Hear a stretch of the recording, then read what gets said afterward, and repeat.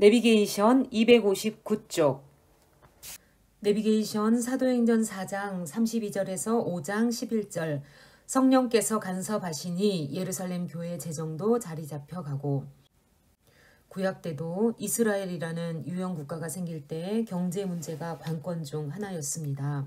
가진 자와 가지지 못한 자의 빈부 문제, 고아와 과부, 나그네를 돌보는 문제, 레위기에 나타나는 희년, 기업 무르기, 계대 결혼 등이 모두 재정 문제였습니다. 왜? 사람이 사는 데는 물질이 기본임을 아시는 하나님이시기 때문입니다. 이과 과목이 있어야 사람이 생존할 환경이 되듯이 경제가 뒷받침해줘야 삶을 영위할 수 있다는 현실을 액면 그대로 수용하고 해결해 주시는 분이십니다. 지금 새 이스라엘, 예루살렘 초대교회가 그 문제입니다. 부의 공동분배, 이상사회가 바라보는 목표 슬로건입니다. 왜 그럴 수밖에 없을까요? 성경이 말하는 사회과학 원리 때문입니다. 예수님의 서로 사랑하라는 새 계명 때문이지요. 너는 나다, 그러니 동등은 법칙일 수밖에 없습니다.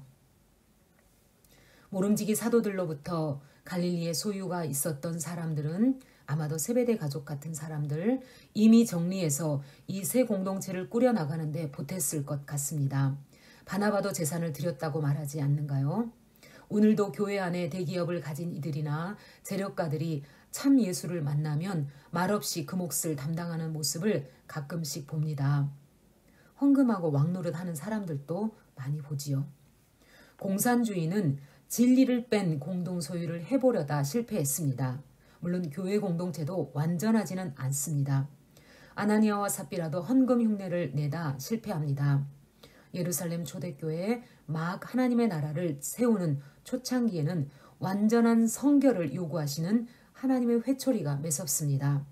다윗 왕 때 하나님의 나라의 모델이 세워지는 순간에도 완전한 거룩을 요구하셨지요. 우사와 충돌하신 일 말입니다.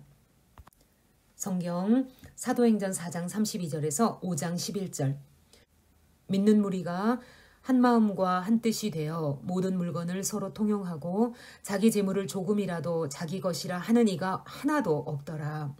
사도들이 큰 권능으로 주 예수의 부활을 증언하니 무리가 큰 은혜를 받아 그 중에 가난한 사람이 없으니 이는 밭과 집 있는 자는 팔아 그 판 것의 값을 가져다가 사도들의 발 앞에 두매 그들이 각 사람의 필요를 따라 나누어 줌이라.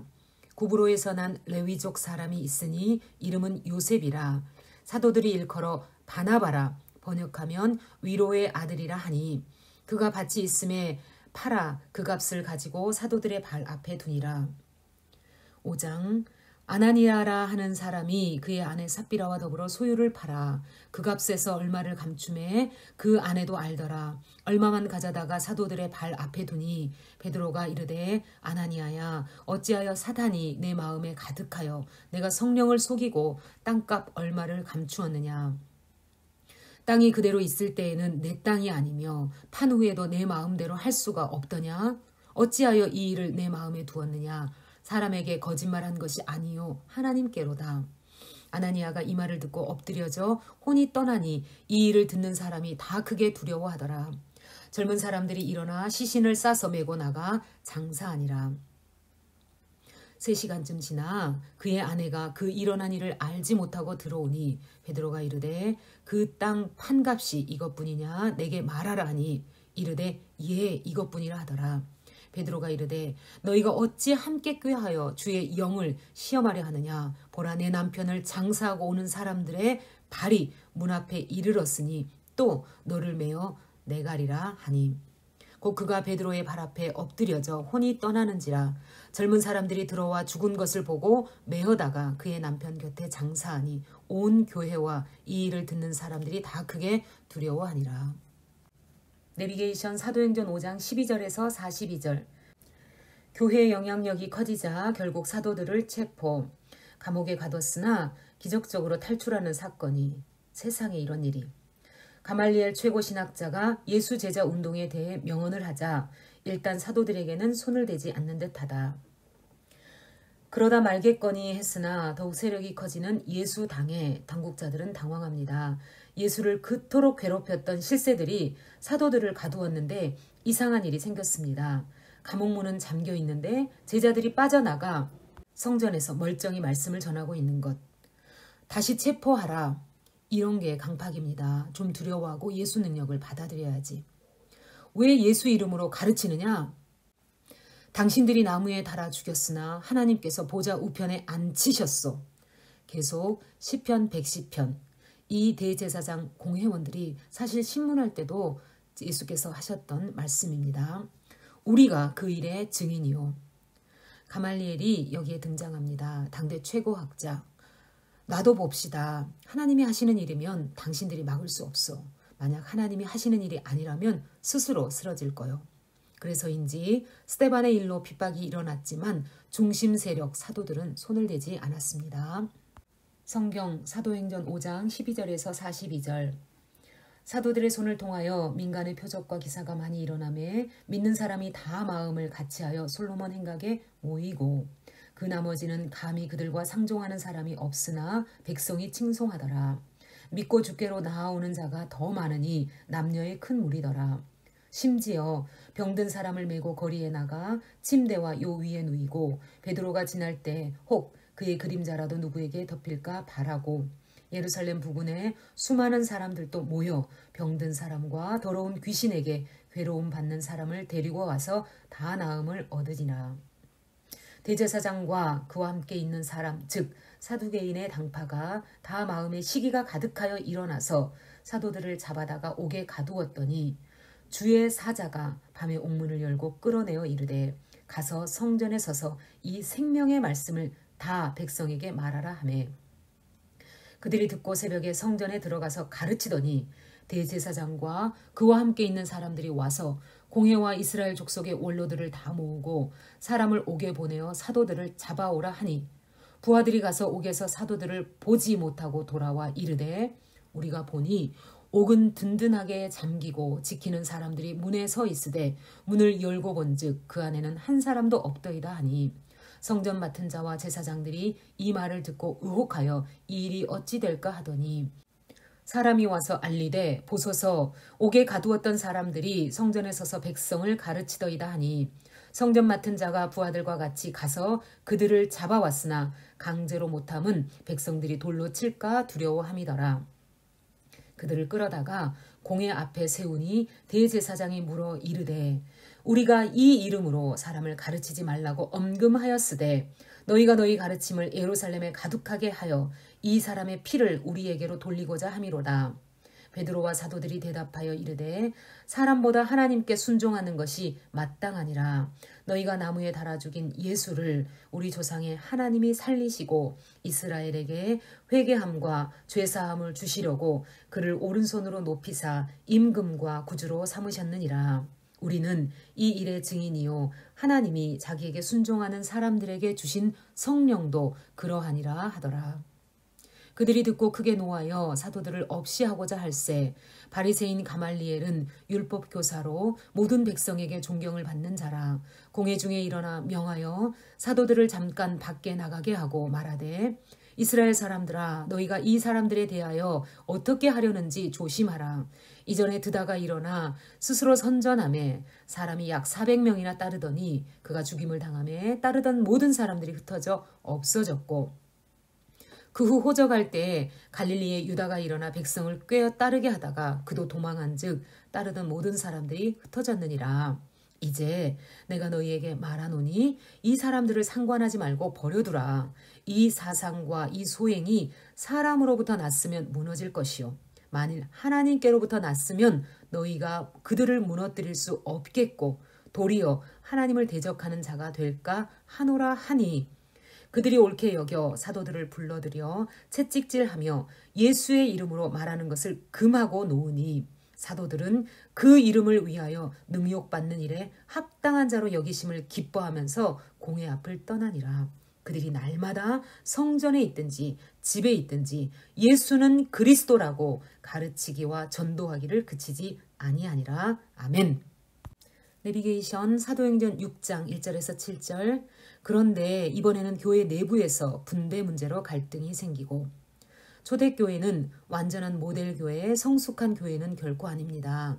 다만 말 그대로 초대교회는 예수 진리에 입각하여 세워졌다는 것이 중요한 것 같습니다. 초대교회에도 파벌이 생겼습니다. 히브리 과부파와 헬라 과부파 간의 갈등입니다. 이 문제를 해결하기 위해서 헬라파에 속한 집사 7을 뽑아 해결하도록 합니다. 사도들은 기도하고 말씀 전하는 일에 전념할 수 있도록. 사실 이 파벌 싸움이라는 병은 사도행전 안에서 심심치 않게 자주 발생합니다. 당을 짓는 일은 인류 전체의 고질병인 듯합니다. 성경 사도행전 6장 1절에서 7절. 그때 제자가 더 많아졌는데 헬라파 유대인들이 자기의 과부들이 매일의 구제에 빠짐으로 히브리파 사람을 원망하니 12사도가 모든 제자를 불러 이르되 우리가 하나님의 말씀을 제쳐놓고 접대를 일삼는 것이 마땅하지 아니하니 형제들아 너희 가운데서 성령과 지혜가 충만하여 칭찬받는 사람 7을 택하라. 우리가 이 일을 그들에게 맡기고 우리는 오로지 기도하는 일과 말씀 사역에 힘쓰리라 하니 온 무리가 이 말을 기뻐하며 믿음과 성령이 충만한 사람 스데반과 또 빌립과 브로고로와 니가노로와 디몬과 바메나와 유대교에 입교했던 안디옥 사람 니골라를 택하여 사도들 앞에 세우니 사도들이 기도하고 그들에게 안수하니라. 하나님의 말씀이 점점 왕성하여 예루살렘에 있는 제자의 수가 더 심히 많아지고 허다한 제사장의 무리도 이 도에 복종하니라. 아멘. 내비게이션 사도행전 6장 8절에서 15절. 또한 스데반이 속해 있던 리버디노 회당에서 스데반을 고소하는 사건이 생기다. 또 문제가 생긴다. 7 집사 가운데 한 사람인 스데반이 속해 있던 리버디노 회당에서 발생한 사건이다.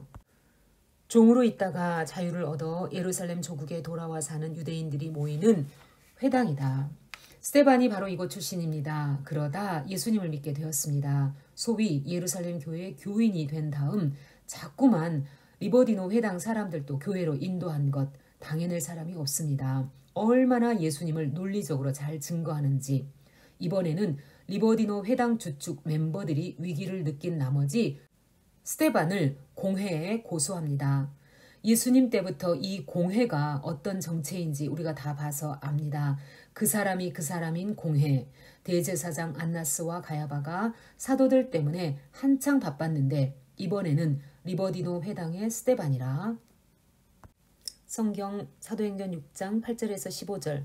스데반이 은혜와 권능이 충만하여 큰 기사와 표적을 민간에 행하니 이른바 자유민들 즉 구레네인 알렉산드리아인 길리기아와 아시아에서 온 사람들의 회당에서 어떤 자들이 일어나 스데반과 더불어 논쟁할세. 스데반이 지혜와 성령으로 말함을 그들이 능히 당하지 못하여 사람들을 매수하여 말하게 하되 이 사람이 모세와 하나님을 모독하는 말을 하는 것을 우리가 들었노라 하게 하고 백성과 장로들과 서기관들을 충동시켜 와서 잡아가지고 공회에 이르러 거짓 증인들을 세우니 이르되 이 사람이 이 거룩한 곳과 율법을 거슬러 말하기를 마지 아니하는도다. 그의 말에 이 나사렛 예수가 이곳을 헐고 또 모세가 우리에게 전하여 준 규례를 고치겠다 함을 우리가 들었노라 하거늘. 공회 중에 앉은 사람들이 다 스데반을 주목하여 보니 그 얼굴이 천사의 얼굴과 같더라. 아멘. 내비게이션 262쪽 내비게이션 사도행전 7장. 스데반을 돌로 쳐 죽이다. 아 아깝다. 이런 다크호스가 죽다니. 재판 법정에서 증언하는 중에 현장에 돌이 날아들어 순교합니다. 사실은 예수님도 이런 죽음을 당할 뻔한 순간이 여러 번 있었는데 예언대로 십자가에서 죽으신 것입니다. 그가 재판석의 공회원들에게 거침없이 풀어내던 설교가 여기 남아 있습니다. 리버디노 회당 교인들을 예수 믿도록 한 논증, 노하우입니다. 그는 어떻게 예수 사건을 이해하고 있었으며 당시 유대인들에게는 어떻게 설명했을 때 예수님을 믿게 되었는지를 알려주는 중요한 자료입니다. 그런데 신기합니다. 베드로의 설교와 동일합니다. 놀랍지 않습니까? 창출민수 사삼 다윗 예언자 의인 예수를 죽였다. 재물이다. 믿고 회개하라. 구원받아라. 우리는 이제 초대교회 전도자들이 유대인을 대상으로 어떻게 예수님을 증언했는지 패턴을 알 것 같습니다. 오늘을 사는 우리도 이 창출민수 사사망 데라느 예수, 바울, 계시록까지 열심히 공부해야 합니다. 진리는 역사였기 때문입니다. 큐티 조금, 각권 공부 조금, 그것도 중요하지만 일생을 거쳐 단 한 번만 이 성경을 통전적으로 이해하면서 읽어내야 진리를 캘 수 있습니다. 성경 신학. 신학생들이나 목사님들은 이 말이 무슨 뜻인지 아시죠? 생장점을 연결하며 요한계시록까지 가야 합니다. 그러고 나서 큐티, 각권 공부, 1:1 양육, 전도 폭발을 공부하면 폭발하겠죠? 아자! 사울, 바울이 여기서 처음 등장합니다. 이 재판건부터 나타납니다. 리버디노 회당에 다녔을지도 모르겠습니다. 왜 하필 이때인가? 그건 알 수 없지만 분명한 것은 이때 이미 사울은 예수 사건에 대한 소식을 알고 있었다는 것입니다. 어쩌면 예수 소문을 듣고 다소에서 예루살렘으로 왔을지도 모릅니다. 소문으로 듣던 이 예수 사건의 정체가 뭔지 좀 알고 이 이상한 집단의 뿌리를 뽑으려고. 바울 얼마나 열심인 사람입니까? 하나님의 우편에 서 계신 예수님을 보는 스데반. 이 모습이 그의 마지막입니다. 그는 보좌에 앉은 어린 양에게로 갔습니다. 그렇습니다. 예수님의 승천 이후 포지션은 하나님의 보좌 우편입니다. 정확한 성경의 논리가 무섭지 않습니까? 성경 사도행전 7장. 대제사장이 이르되 이것이 사실이냐? 스데반이 이르되 여러분 부형들이여 들으소서. 우리 조상 아브라함이 하란에 있기 전 메소포타미아에 있을 때 영광의 하나님이 그에게 보여 이르시되 내 고향과 친척을 떠나 내가 내게 보일 땅으로 가라 하시니 아브라함이 갈대아 사람의 땅을 떠나 하란에 거하다가 그의 아버지가 죽음에 하나님이 그를 거기서 너희 지금 사는 이 땅으로 옮기셨느니라. 그러나 여기서 발붙일 만한 땅도 유업으로 주지 아니하시고 다만 이 땅을 아직 자식도 없는 그와 그의 후손에게 소유로 주신다고 약속하셨으며 하나님이 또 이같이 말씀하시되 그 후손이 다른 땅에서 나그네가 되리니 그 땅 사람들이 종으로 삼아 400년 동안을 괴롭게 하리라 하시고 또 이르시되 종 삼는 나라를 내가 심판하리니 그 후에 그들이 나와서 이곳에서 나를 섬기리라 하시고 할례의 언약을 아브라함에게 주셨더니 그가 이삭을 낳아 8해 만에 할례를 행하고 이삭이 야곱이 우리 12조상을 낳으니라. 여러 조상이 요셉을 시기하여 애굽에 팔았더니 하나님이 그와 함께 계셔 그 모든 환난에서 건져내사 애굽 왕 바로 앞에서 은총과 지혜를 주심에 바로가 그를 애굽과 자기 온 집의 통치자로 세웠느니라. 그때에 애굽과 가나안 온 땅에 흉년이 들어 큰 환난이 있을세 우리 조상들이 양식이 없는지라. 야곱이 애굽에 곡식 있다는 말을 듣고 먼저 우리 조상들을 보내고 또 재차 보내매 요셉이 자기 형제들에게 알려지게 되고 또 요셉의 친족이 바로에게 드러나게 되니라. 요셉이 사람을 보내어 그의 아버지 야곱과 온 친족 75사람을 청하였더니 야곱이 애굽으로 내려가 자기와 우리 조상들이 거기서 죽고 세겜으로 옮겨져 아브라함이 세겜 하몰의 자손에게서 은으로 값주고 산 무덤에 장사되니라. 하나님이 아브라함에게 약속하신 때가 가까움에 이스라엘 백성이 애굽에서 번성하여 많아졌더니 요셉을 알지 못하는 새 임금이 애굽 왕위에 오르매 그가 우리 족속에게 교활한 방법을 써서 조상들을 괴롭게 하여 그 어린아이들을 내버려 살지 못하게 하려 할세.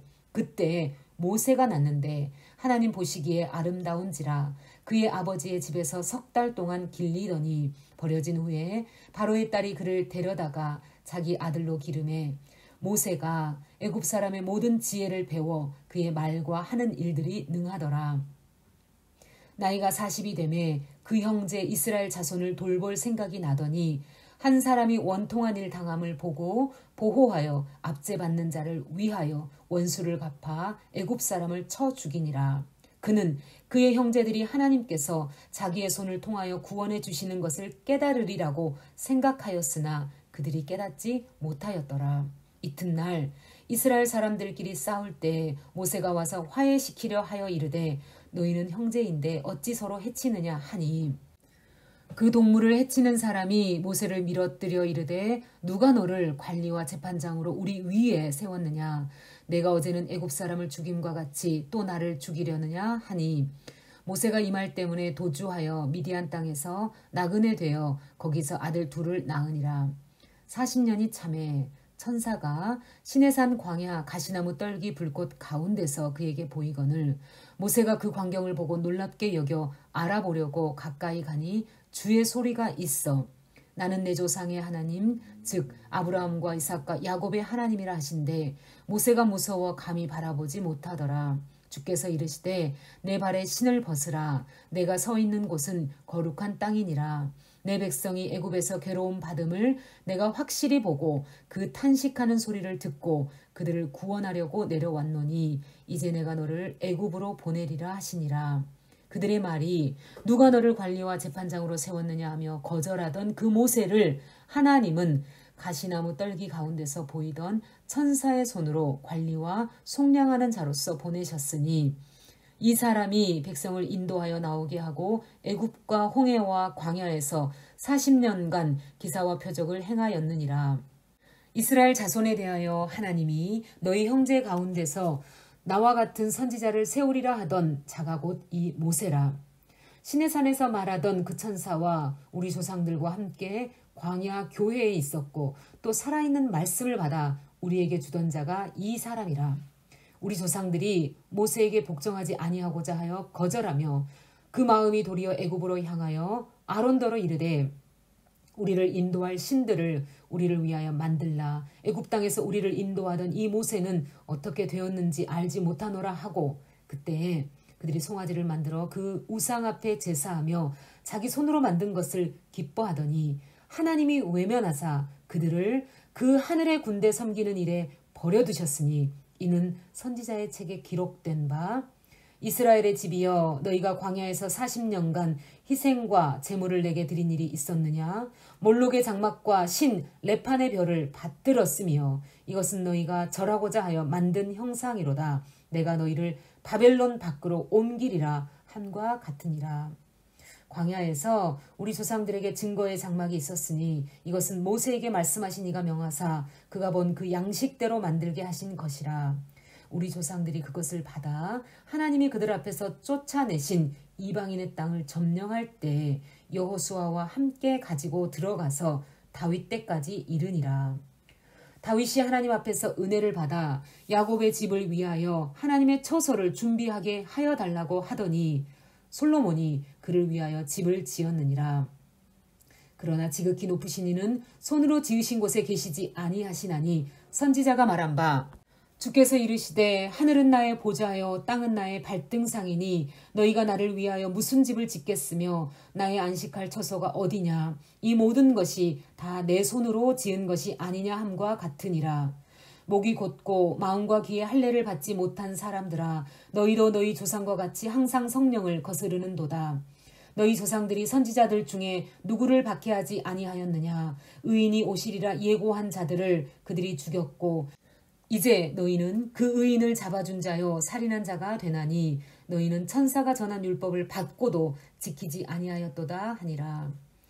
그들이 이 말을 듣고 마음에 찔려 그를 향하여 이를 갈거늘 스데반이 성령 충만하여 하늘을 우러러 주목하여 하나님의 영광과 및 예수께서 하나님 우편에 서신 것을 보고 말하되 보라 하늘이 열리고 인자가 하나님 우편에 서신 것을 보노라 한데 그들이 큰 소리를 지르며 귀를 막고 일제히 그에게 달려들어 성 밖으로 내치고 돌로 칠세 증인들이 옷을 벗어 사울이라 하는 청년의 발에 두니라. 그들이 돌로 스데반을 치니 스데반이 부르짖어 이르되 주 예수여 내 영혼을 받으시옵소서 하고 무릎을 꿇고 크게 불러 이르되 주여 이 죄를 그들에게 돌리지 마옵소서 이 말을 하고 자니라. 아멘.